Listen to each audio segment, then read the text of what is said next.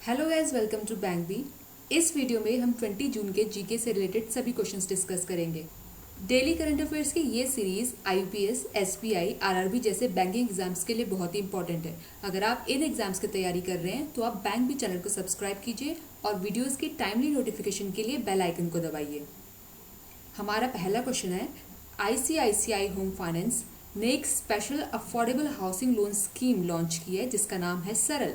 हमें ये बताना है कि ये लोन स्कीम कितने लाख रुपए तक का लोन ऑफर करेगी। ICICI Home Finance has launched a special affordable housing loan scheme सरल. It offers affordable housing loans up to -lakh। तो ये लोन स्कीम ऑफर करेगी 35 लाख रुपए तक का लोन। ये लोन स्कीम विमेन, लोअर और मिडिल इनकम कस्टमर्स और इकोनॉमिकली वीकर सेक्शन के लिए लॉन्च किया गया है जिनकी annual house hold income 6 lakh rupees तक है। अर्बन और रूरल एरियाज में बनने वाले घरों के लिए ये लोन स्कीम ऑफर की जाएगी। Universal Sompo general insurance company limited के साथ कौन से बैंक ने एसोसिएशन करके एक हेल्थ इंश्योरेंस पॉलिसी लॉन्च की है जो कि कोविड-19 पैंडेमिक के कारण होने वाले जो अनसर्टेनिटीज हैं उनको कवर करेगी।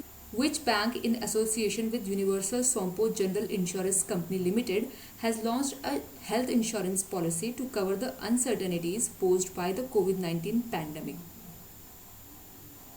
तो वो बैंक है कर्नाटका बैंक। इस पॉलिसी में प्रीमियम होगा 399 रुपीज और ये policy inpatient, outpatient और गवर्नमेंट और मिलिट्री हॉस्पिटल्स की जो क्वारंटाइन फैसिलिटीज है उसको कवर करेगी। इस पॉलिसी का वैलिडिटी पीरियड है 120 डेज और ये पॉलिसी 18 से 65 ईयर्स एज ग्रुप के कस्टमर्स के लिए अवेलेबल है। कौन सा इंडियन बैंक अपने सारे लैंडिंग ऑपरेशंस को पूरी तरह से डिजिटाइज कर देगा? Which Indian bank will completely digitise its lending operations?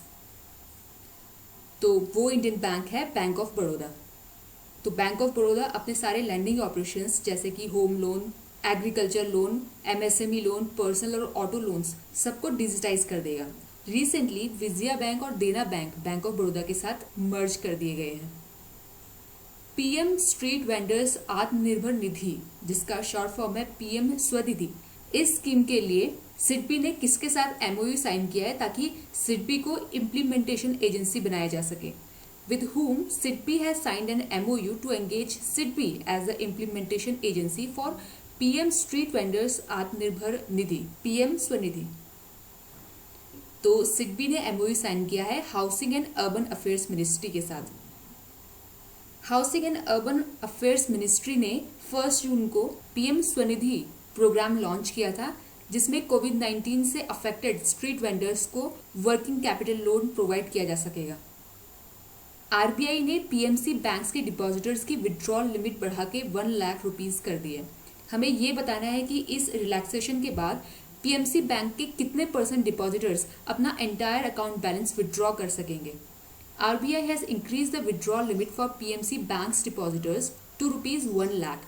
After the relaxation, how much % of the PMC banks depositors will be able to withdraw their entire account balance? तो PMC bank के 84% bank depositors अपना entire account balance withdraw कर सकेंगे। तो RBI ने PMC bank पे 6 month के लिए रिस्ट्रिक्शन और बढ़ा दिया है और इसकी विड्रॉल लिमिट अब 50,000 रुपीज से बढ़ाकर 1 लाख रुपए तक कर दी है।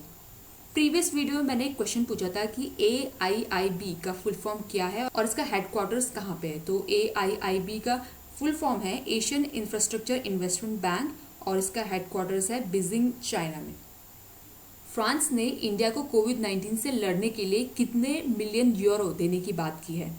France commits $1 million for India's Covid response. तो फ्रांस ने 200 मिलियन यूरोस देने की बात की है इंडिया को कोविड-19 से लड़ने के लिए। इस लोन के जरिए फ्रांस इंडियन स्टेट गवर्नमेंट और सेंट्रल गवर्नमेंट के कोविड-19 से लड़ने की जो क्षमता है उसको बढ़ाएगी और इस प्रोग्राम का लीड फंडर है वर्ल्ड बैंक जिसको सपोर्ट किया है एएफटी ने। एएफटी फ्रांस की एक डेवलपमेंट एजेंसी है। कर्नाटका स्टेट कौन सी डेट को मास्क डे मनाता है? On which date Karnataka observe mask day?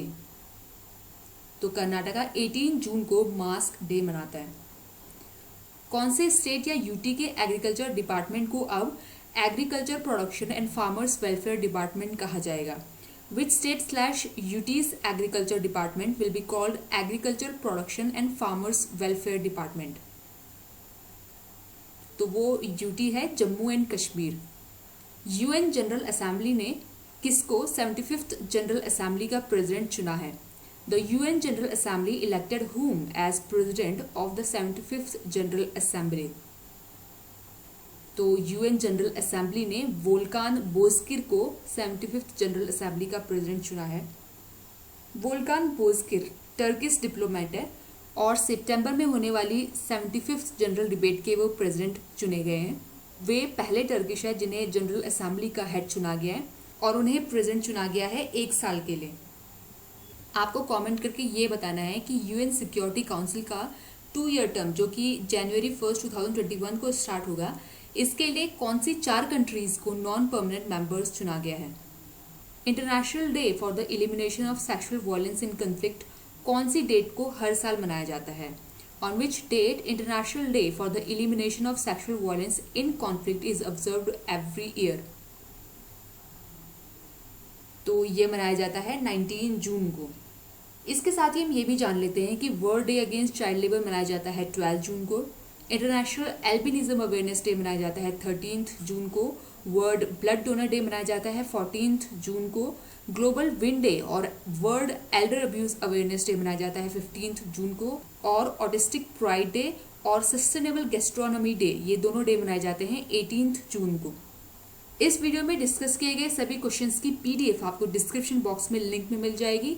Thank you for watching this video. अगर आपको वीडियो पसंद आए तो लाइक और शेयर कीजिए और करंट अफेयर से जुड़े ऐसे ही इंपॉर्टेंट क्वेश्चंस जानने के लिए बैंक भी चैनल को सब्सक्राइब कीजिए।